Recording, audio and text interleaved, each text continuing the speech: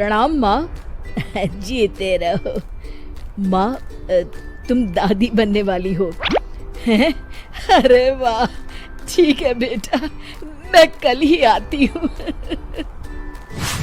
जब माँ जी शहर पहुंची तो बेटे बहू ने बहुत अच्छे से स्वागत किया। लीजिए माँ जी चाय। अरे गर्मा गर्म पकोड़े ले आओ माँ के लिए। नीरू रसोई में गई और 2 मिनट में ही पकोड़े ले आई। जी ये लीजिए। बहू जादू से बनाए हैं क्या? अभी तो रसोई में गई थी। यम्मी। माँ जी, शीला रसोई में पकोड़े तल रही है, मैं बस लेकर आई। हे भगवान, मेरा धर्म भ्रष्ट कर दिया तूने। अब तो गंगा जल से शुद्धिकरण करना होगा। दूसरे दिन, माँ जी मैंने नाश्ता बना दिया है, ऑफिस जा रही हूँ। पर अभी तो घर का सारा काम पड़ा है। शीला आती ही होगी, झाड़ू पोछा बर्तन कपड़े वो सब कर लेगी। हमारे जमाने में घर का सारा काम हम ही करते थे। जी माँ जी, आप बहुत होशियार हैं, मैं घर ऑफिस दोनों नहीं संभाल पाती। तो जरूरत क्या है घर से बाहर जाकर चाकरी करने की?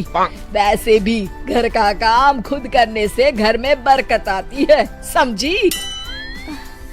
पर माँ जी। पर वर कुछ नहीं, इस महीने की पगार मिले फिर ऑफिस बंद है। हाँ। रात को नीरू तेजस से कहती है, सुनिए जी, माँ जी बोल रही थी कि मैं नौकरी छोड़ दूं। वैसे ठीक ही तो है, अभी तुम्हें आराम की जरूरत है। फिर भी आराम कहाँ, शीला को छुड़ाने के लिए बोल रही थी। तो अब 24 घंटे में इतना काम तो कर ही सकती हो। पर जॉब पसंद है मुझे, घर पर मन नहीं लगेगा। अगले दिन जब दोनों ऑफिस के लिए निकल रहे थे, मेरी तो कोई कीमत ही नहीं है इस घर में। माँ जी, आजकल महंगाई बहुत है, रहन सहन भी बदल गया है, दोनों नौकरी करते हैं तभी ठीक रहता है। अच्छा, तू कहना क्या चाहती है? मेरा बेटा तुझे बिठा के खिला नहीं सकता? तू ही इस घर का खर्च चला रही है, हैं? नहीं माँ जी, मेरा वो मतलब नहीं था। मतलब खूब समझती हूँ, ये बाल धूप में सफेद नहीं किए मैंने। हाँ। अब तो ये रोज का काम हो गया था। तेजस भी रोज की झिकझिक से परेशान हो गया था। एक दिन उसने कहा, नीरू, वैसे भी तुम्हें मैटरनिटी लीव मिलने वाली है, तो अभी से ही छुट्टी ले लो। पर क्या, मेरी सैलरी अच्छी खासी है।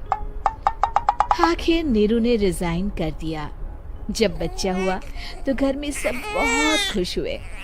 कुछ दिनों बाद तेजस फाइल देख रहा था।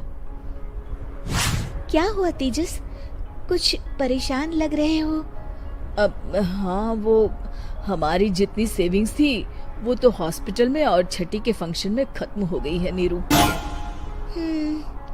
और अभी वैसे मंदी चल रही है तो मैं बोल रही थी कल मुन्ना को हेपेटाइटिस का टीका लगवाना है।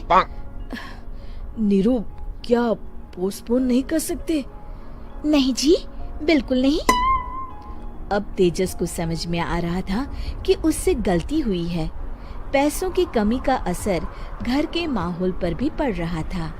अगले दिन, बेटा मेरा चश्मा और ये दवाइयाँ ले आना, पर्चा देते हुए माँ जी ने कहा। जी।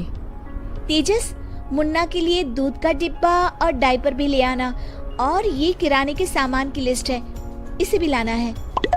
तेजस गुस्से में लिस्ट मरोड़कर फेंकता है और चिल्लाता है, पैसे क्या पेड़ पर उगते हैं? ये ले आना, वो ले आना। अरे पर ये जरूरत का सामान ही है। वो गुस्से में बिना कुछ कहे ऑफिस चला गया। अरे लंच तो ले जाइए। नीरू दौड़कर डिब्बा पकड़ाती है। एक दिन खाना खाने के बाद, नीरू, अब तो मुन्ना कुछ बड़ा हो गया, तो अब तुम वापस ज्वाइन कर लो ना जॉब। पर इस रिसेशन में जॉब मिलना बहुत मुश्किल है। ट्राई तो करो। फिर मुन्ना? माँ जी है ना, और एक फुल टाइम मेड भी लगा लेंगे। पर माँ जी, उन्हें तो पसंद नहीं। तभी माँ जी वहाँ आ जाती है और प्यार से नीरू के सर पर हाथ फेरते हुए बोलती है, अब मेरी समझ में आ गया बहू, पहले के और अब के समय में अंतर है। तुम काम शुरू करो, मुन्ना की जिम्मेदारी मेरी। मेरी प्यारी माँ जी। ये कहकर नीरू उनके गले लग गई।